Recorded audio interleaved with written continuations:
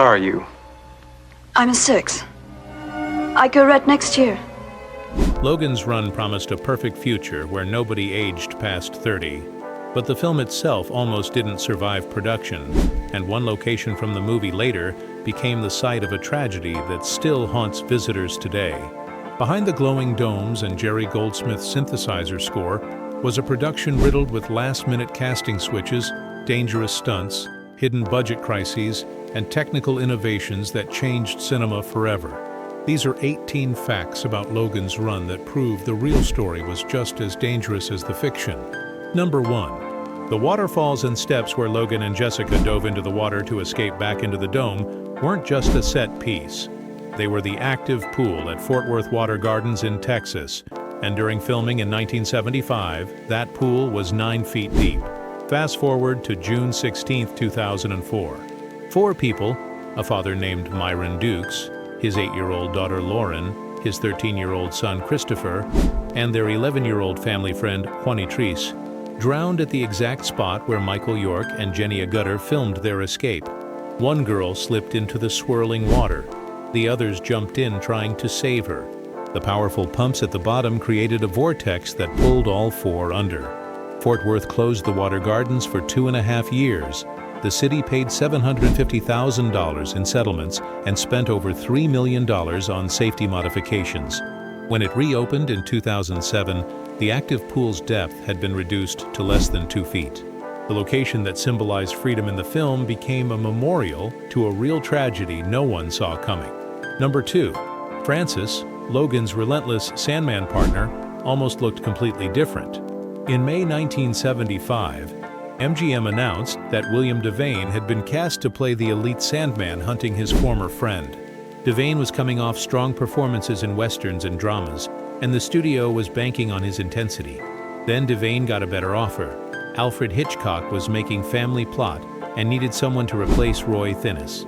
Devane walked away from Logan's Run without looking back. Richard Jordan stepped in at the last minute. Jordan had just wrapped Rooster Cogburn and a TV miniseries called Captains and the Kings, but he wasn't MGM's first choice. What he brought to Francis was something Devane might not have delivered, a barely contained psychopath made dangerous by his absolute faith in the system.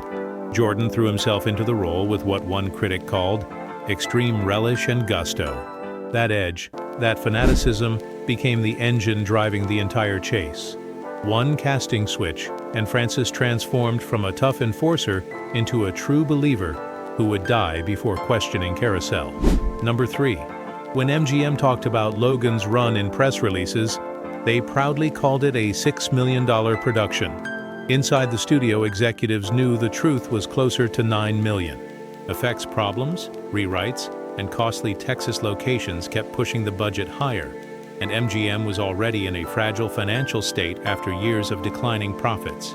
Revealing the real number risked scaring investors who were already worried about the studio's future. So MGM downplayed everything. Press material stuck to the lower figure. Executives stayed quiet during interviews. The studio treated the budget like a secret that could sink the company if it got out. If Logan's Run failed at the box office, it wouldn't just hurt the bottom line. It could have pushed MGM into a crisis that might have ended the studio altogether. The film eventually grossed $25 million in North America and steadied the ship. But for months during production, every dollar over budget felt like another step toward disaster. Number 4. The most iconic image in Logan's Run, the Carousel ritual where people supposedly renew at age 30, didn't exist anywhere in the original 1967 novel. The book had people dying at 21, no ceremony, no false hope. Carousel was invented by Stanley Greenberg, the writer who penned Soylent Green, and knew how to kill populations in creative ways. MGM hired Greenberg in 1973 with a projected $3 million budget and told him to make the story work for film. Greenberg came up with Carousel, a public spectacle that turned mandatory death into a religious experience. It was brilliant, and it was brutal. Then Greenberg left the project. No one's entirely sure why, but the concept stayed behind. David Zella Goodman took over and wrote an almost entirely new screenplay built around Greenberg's invention. Everything audiences remember about the film, the chanting crowds, the spinning bodies exploding into light, The twisted hope that maybe renewal is real came from a writer who never got a credit. Greenberg created the lie that defines the entire dystopia, then walked away before anyone could thank him. Number 5. MGM bought the rights to Logan's Run in 1969, but the project immediately hit a wall. Producer George Pal wanted to make it, but the writers and studio couldn't agree on tone. The writers wanted political commentary about youth culture and rebellion. MGM wanted a commercial thriller that would sell tickets. Nobody could crack the script. Then American International Pictures stepped in and offered to buy the project for $200,000. MGM said no. They wanted at least $350,000, and AIP wouldn't pay it. The deal collapsed. For years, Logan's Run sat on a shelf while science fiction moved on without it. Planet of the Apes dominated. 2001, A Space Odyssey redefined the genre. Logan's Run just gathered dust.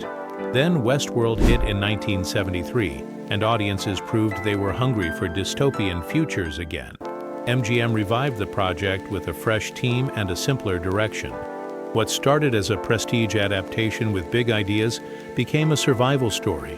MGM trying to stay relevant in a genre that had almost left them behind. Number 6. Before Michael York and Jenny Agutter stepped into the Dome, MGM had completely different actors in mind. Jon Voight was the studio's first choice for Logan. Fresh off Midnight Cowboy and Deliverance, Voight had the intensity and star power MGM wanted. For Jessica, they went after Lindsay Wagner, who was building her career in television. Both said no. Voight wasn't interested in science fiction at that point in his career, and Wagner had other commitments. So MGM pivoted to York and Agutter. York was 33, Agutter was 23. That 10-year age gap should have been a problem since the film required both leads to be under 30. But David Zelig Goodman had already solved it by raising the death age from 21 to 30, which opened up casting to older actors who could actually handle the roles. York brought a vulnerability that Voight might not have delivered. Agutter brought emotional weight that turned Jessica from a guide into a genuine partner. The second choices became the definitive versions, and no one watching the film today can imagine anyone else in those roles. Number 7. Peter Ustinov didn't just play the old man. He rewrote him on the spot, improvising dialogue that included snatches of T.S. Eliot's poetry about cats, a full decade before Andrew Lloyd Webber turned those same poems into the musical Cats and made them world famous. Ustinov delivered the lines in what Michael York described as a marvelous, swampy southern accent, wandering through the overgrown Senate set while real stray cats circled around him. The cats weren't trained performers. They were actual strays allowed to live on the set, and Ustinov treated them like co-stars. He didn't rehearse, he just let the character breathe. York and Agutter later said filming the finale felt less like shooting a scene and more like watching Ustinov put on a one-man show. The crew would stop moving, go completely quiet, and just listen as he spun another improvised monologue. His presence didn't just complete the movie, it softened it.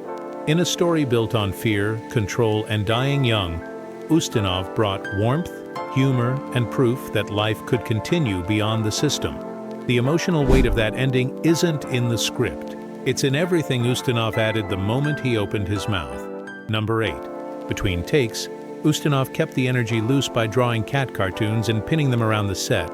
The drawings had titles like Catastrophe and Catatonic, silly puns that made the crew laugh during the long hours in the Senate ruins. It sounds like a small thing, but those moments mattered. Science fiction shoots can feel cold and technical, especially when you're working with miniatures, effects, and rigid schedules. Ustinov turned his corner of the production into something playful. He didn't need to be the old man when the cameras weren't rolling, but he stayed in that headspace, curious, gentle, fascinated by small details. York and Agutter both remembered those drawings years later, not because they were great art, but because they showed who Ustinov was. A brilliant actor who could improvise T.S. Eliot and then doodle cats with bad puns. That's the kind of energy you can't fake, and it bled into every frame he's in. Number 9. Here's something that'll change how you watch the movie. Logan and Jessica's romance wasn't in the original script. Early drafts had them as uneasy partners thrown together by circumstance, not emotion. Their bond was supposed to grow from survival and distrust, not chemistry. But MGM had a different idea.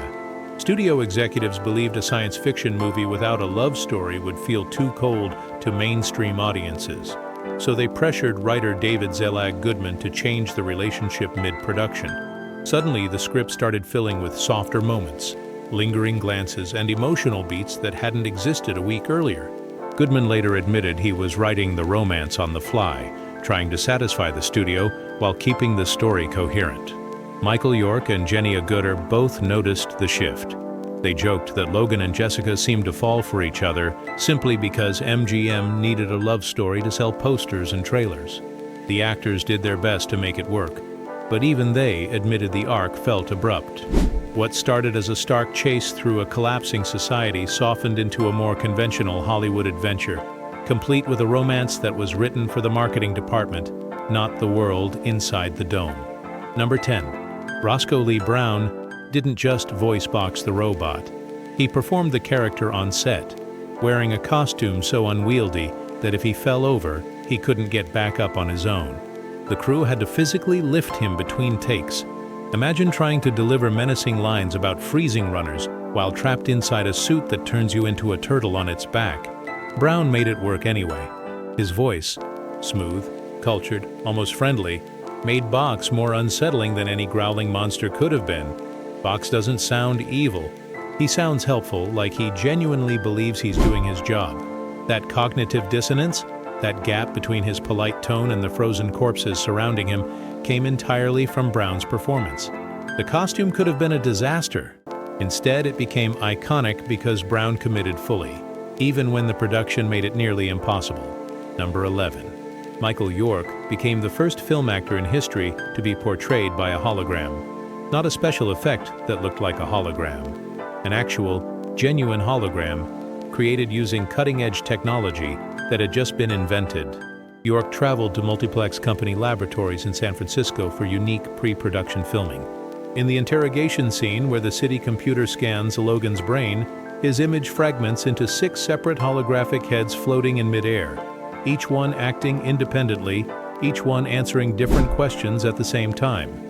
The effect required York to perform 7 different roles simultaneously, 1 solid image and 6 translucent duplicates. It was revolutionary.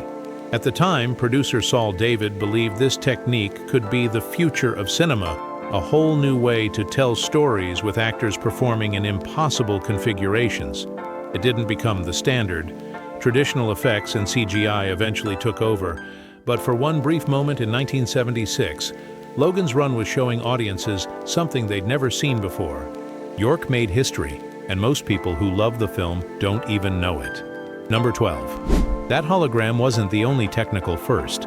Logan's Run became the very first film ever released in Dolby Stereo on 70mm prints, beating Star Wars and Close Encounters to the punch by a full year. The system offered cleaner highs, smoother channel separation, and far less background noise than anything moviegoers were used to. What it didn't have yet were the deep, earth-shaking bass channels that would arrive a year later and redefine blockbuster sound. So the Logan's Run mix felt modern and immersive, but not quite as powerful as what came next. Jerry Goldsmith's electronic score benefited the most. For many viewers in 1976, this was the first time an orchestral electronic blend sounded crisp and wide in a theater. The movie didn't blow the walls off, but it proved what Dolby's process could do. That quiet technical breakthrough helped set the stage for the sound revolution that followed. Number 13. The shimmering futuristic look of the domed city didn't come from advanced effects.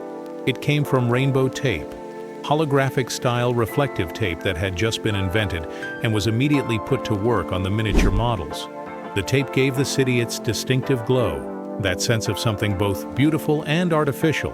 To build the world, MGM used 9 entire sound stages at their Culver City lot and constructed one of the largest miniature cities ever built for a film up to that point. The scale was massive, the detail was obsessive, and rainbow tape, something that didn't even exist a year earlier, became the secret ingredient that made it all look like the 23rd century.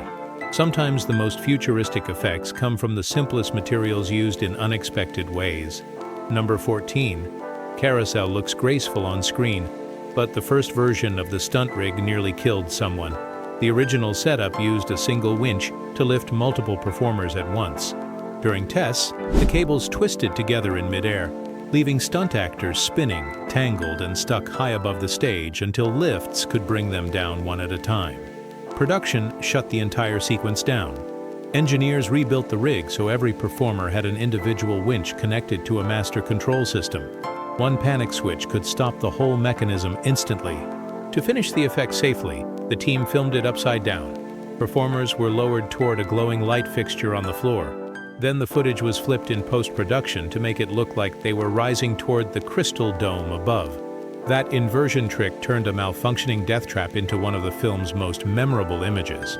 The final scene feels otherworldly because getting there meant completely rethinking how to keep people alive while making them look like they were flying toward their deaths. Number 15.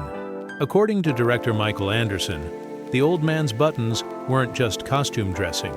They were actual United States pennies that Peter Ustinov's character had repurposed because he couldn't find real buttons in the ruins of Washington. It's one of those tiny details that most people miss, but it adds a layer of reality to the post-apocalyptic world. This man has been living alone for decades, scavenging whatever he can find. Of course he'd use coins as buttons. Of course he'd make do with what survived. That kind of thoughtful prop work doesn't change the plot, but it deepens the texture of the world. Someone cared enough to think through what an old man would actually do if fabric and buttons disappeared, but currency remained. Number 16. On the very first day of shooting, director Michael Anderson took one look at Logan's opening outfit and decided it felt too stiff. He wanted something that showed who Logan was when he wasn't acting as a Sandman. Something simple, casual, a little mysterious, and he wanted it immediately. Costume designer Bill Thomas had no prep time, no sketches, no backup plan. He grabbed fabric, started cutting, and built the iconic black robe on the spot while the crew was still setting lights. The whole process took roughly 2 hours. The result was a look Michael York loved instantly, a costume that felt exactly right for the character. York kept that robe for nearly 40 years, storing it with his personal Logan's Run memorabilia. When he finally auctioned it in 2014, fans were stunned to learn that one of the film's most recognizable wardrobe pieces was born from a last-minute scramble that lasted barely longer than lunch. Number 17. Michael York almost said no. The script felt unusual, the tone felt uncertain, and he'd already turned down several futuristic roles that didn't interest him. He was ready to pass on Logan's Run and move on. Then something strange happened. A young actor in York's theater company had been assigned to drive him from Beverly Hills to the Amundsen Theater. During one of those drives, the kid asked if he could read the Logan's Run script York had left in the car. York said sure.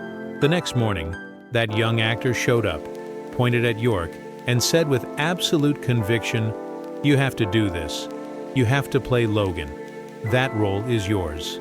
It wasn't industry advice. It wasn't a studio pitch. It was raw belief from someone who loved science fiction and somehow saw York already inside the character. The comment stuck with York the entire night. By morning, he reversed his decision and accepted the part. That stranger's certainty gave us the film. One conversation in a car between theater performances, and everything changed. Number 18. Before Peter Ustinov brought warmth, improvised poetry, and gentle wisdom to the old man, the role was offered to James Cagney. Cagney, the tough guy gangster icon who defined an entire era of Hollywood with his snarling intensity and rapid-fire dialogue. Cagney declined. He was 77 years old and mostly retired, but imagine for a second what the ending would have felt like with Cagney instead of Ustinov. No soft southern accent, no T.S. Eliot cat poems, no playful wandering among the ruins. Just Cagney's gravelly voice, his tough guy edge, his decades of playing men who survived by being harder than everyone else. The emotional tone of the finale would have been completely different. Logan and Jessica wouldn't have found a kind old man living peacefully with cats. They would have found a survivor, someone who made it past 30 by refusing to die. Ustinov gave the film hope. Cagney would have given it defiance. One casting decision, and the entire meaning shifts. That's the thing about Logan's Run.